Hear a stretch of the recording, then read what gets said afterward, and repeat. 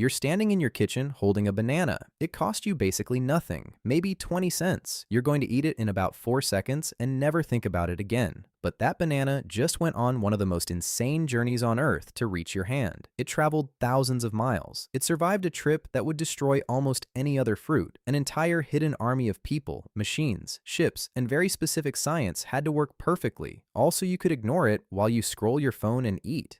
And here's the weird part. That banana isn't even supposed to exist. It has no seeds. It can't reproduce on its own.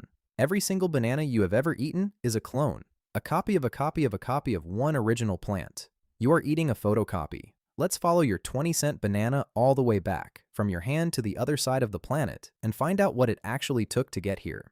Start with right now. It's yellow, perfectly yellow, maybe with a couple of little brown freckles, exactly ripe. You probably think that's luck. It isn't. That perfect yellow was scheduled, timed, engineered to happen on roughly the day you'd buy it. Its color is a countdown timer, and somebody set that timer on purpose. Rewind a few days. Your banana is sitting in the store, and when the truck dropped it off, it wasn't this yellow. It was greener, firmer, a little underripe. Stores want it that way because a banana that arrives perfectly ripe is a banana that turns to brown mush before anyone buys it, so it shows up with a few days left on the clock. Now rewind further, before the store, and you reach the strangest room in this entire story, the ripening room. Here's something nobody tells you.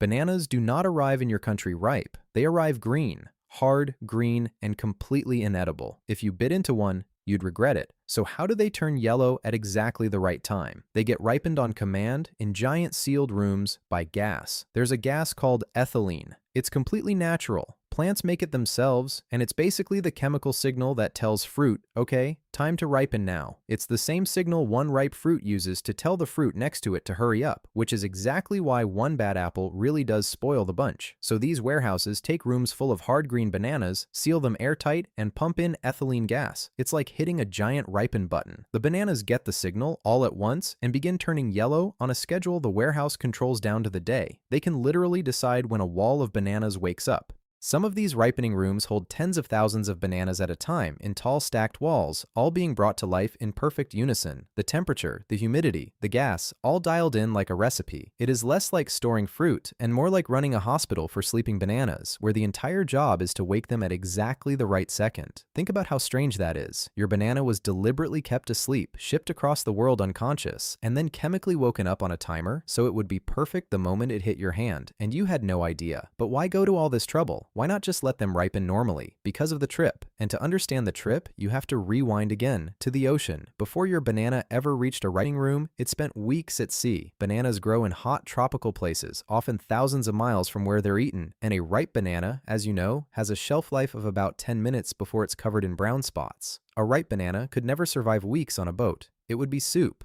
So here's the trick. They're picked completely green and rock hard, and then loaded onto some of the most specialized ships in the world, called reefer ships, giant floating refrigerators. Inside, the temperature is held at a precise cool level, usually around 13 degrees Celsius. Not freezing, that would ruin them, just cool enough to hit pause. At that exact temperature, the banana basically falls into suspended animation. Its ripening slows almost to a stop. It sits there, green and asleep, for the entire ocean crossing, holding its breath, waiting, an entire ship, refrigerated, humidity-controlled, crossing the sea, just to keep a fruit unconscious. And there are thousands of these ships doing this constantly right now, so that bananas never, ever run out. This is the part that should really break your brain. Bananas are one of the most popular fruits on the entire planet. People eat over 100 billion of them every year, and almost none of them are grown anywhere near the people eating them, which means this whole absurd chain, the cutting, the washing, the refrigerated ships, the gas rooms, is not some rare special event. It is happening every single day at a scale so enormous that if any one link in it stopped, store shelves in entire countries would go empty within days. You never see it, and it never stops. Now rewind one more step off the boat onto the land where they grow. And this is where the banana gets genuinely bizarre. You probably picture bananas growing on a tree. They don't. There is no banana tree. The thing they grow on isn't a tree at all. It's a plant called an herb. And the banana plant is the largest herb on Earth. That tall green trunk you're imagining, it's not wood. It's just leaves, wrapped incredibly tightly around each other, packed so densely it can stand up tall and pretend to be a trunk. You could cut it with a knife. And the banana itself? Botanically, a banana is a berry. Actual berries. Meanwhile, strawberries and raspberries technically are not berries at all. Nature does not care about your feelings. The bananas grow in huge, heavy bunches, sometimes over 50 kilograms, hanging high up on the plant. Workers cut these enormous bunches down by hand, often catching them on their shoulders so they don't hit the ground and bruise, because a bruised banana is a rejected banana. The bunches are carried, sometimes on overhead cable lines that run across entire farms, to a washing station. There they're cut down into the smaller clusters you recognize, floated in tanks of water to clean and cool them, checked, boxed, and rushed toward the ships. All while still green, all racing the clock. But we still haven't hit the strangest fact of all. Remember how I said your banana is a clone? Look at a banana. Cut it open. See those tiny little black specks down the middle? Those are all that's left of its seeds. Once, wild bananas were full of big, hard seeds. So many that they were barely worth eating, more seed than fruit. Over thousands of years, humans bred them into the soft, sweet, seedless thing you're holding. But there was a catch.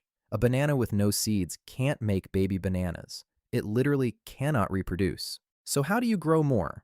You don't grow them from seeds. You take a cutting from an existing plant and grow a genetically identical copy, a clone. And then you do that again and again, millions of times, which means nearly every banana of this type on the entire planet, in every country, in every store, is essentially the same single plant, copied over and over and over. When you and someone on the other side of the world both eat a banana, you are, in a real sense, eating the exact same organism. And here is where this cozy story turns dark, because being an army of identical clones is incredibly dangerous. When every banana is genetically the same, they all have exactly the same weaknesses. So if one disease shows up that can kill one of them, it can kill all of them. There's no variety to save the day. No lucky plant that happens to be immune. They're all the same plant, so they all fall together. And this isn't a hypothetical. It has already happened once. The banana your grandparents ate was not this banana. It was a different variety called the Gros Michel, and by all accounts it was bigger, sweeter, and tastier than what you're holding now.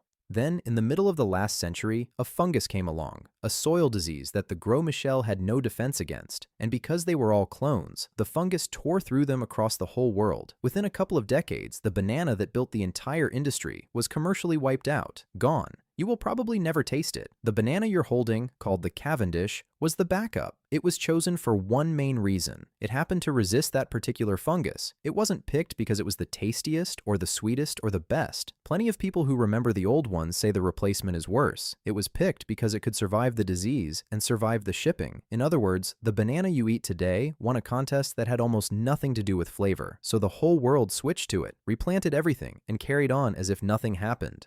Except the story is repeating. A new strain of that same type of fungus has appeared, and this one does attack the Cavendish. Right now, it is spreading through banana farms around the world. And because, once again, they are all identical clones, it threatens to do the exact same thing all over again. The banana in your hand is living on borrowed time, and most people eating one have absolutely no idea. So let's add it all up. What did it actually take for this one banana to reach you? A seedless fruit that can't reproduce, kept alive only by being cloned millions of times. Grown on a giant herb that's pretending to be a tree, in a hot country thousands of miles away, cut down by hand by workers who can't let it touch the ground, washed, boxed, and picked while green and hard, loaded onto a refrigerated ship and knocked unconscious for weeks at sea, woken back up with gas in a sealed room, on a schedule, timed so it turns yellow the very day you'd buy it, and all of it happening under the shadow of a fungus quietly trying to wipe the whole thing off the planet, just like it did to the last one.